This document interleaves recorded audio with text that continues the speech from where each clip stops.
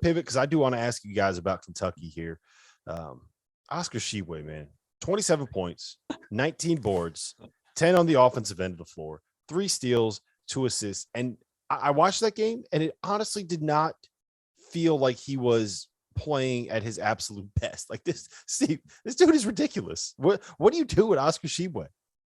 Yeah, when the shot goes up, I watched a little bit of the game today, and the one thing I just kept watching is like, Florida, you got to box out. Florida, you got to box out. And it was Tshiebwe a lot, and it was other guys with long rebounds. But when the shot goes up, that's one of those ones where the players on the floor look at the coach and be like, yeah, you try boxing him out. Look at that dude. You almost need to,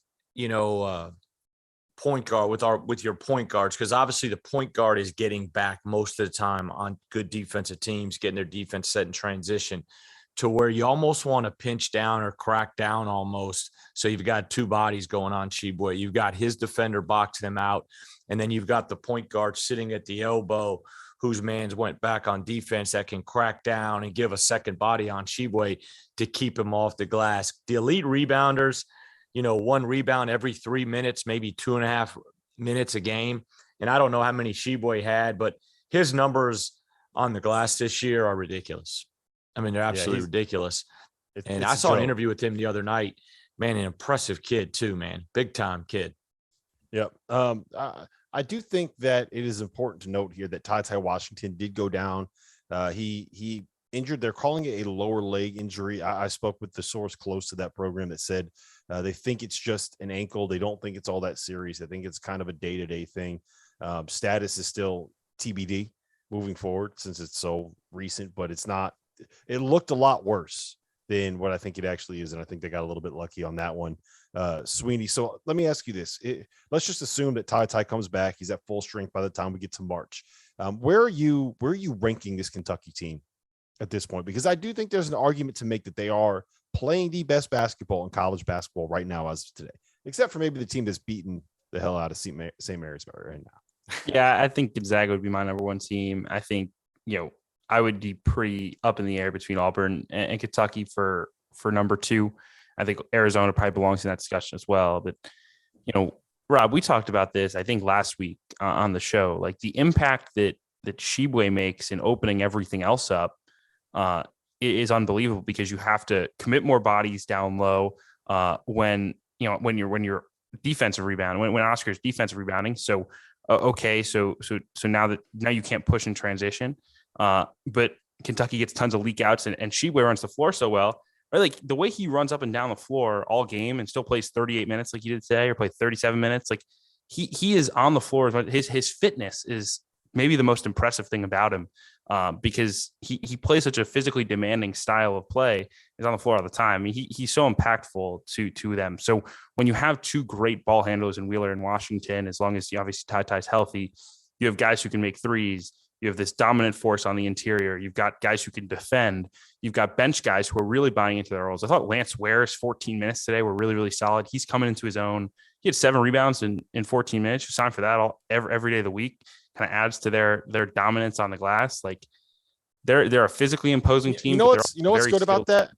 We talked about that a little bit with Baylor, the next man up kind of philosophy. Lance Ware hasn't really played all that much this season. Came in 14 minutes, 7 boards, like you mentioned, 4 on the offensive glass. Damian Collins the other night against Alabama came in. He had, I think it was it 8 points and 7 boards and 9 minutes? I think 9 points, and yeah, he came in and made an impact. He had 10 points and 6 boards in 9 minutes. Yeah, 9 minutes.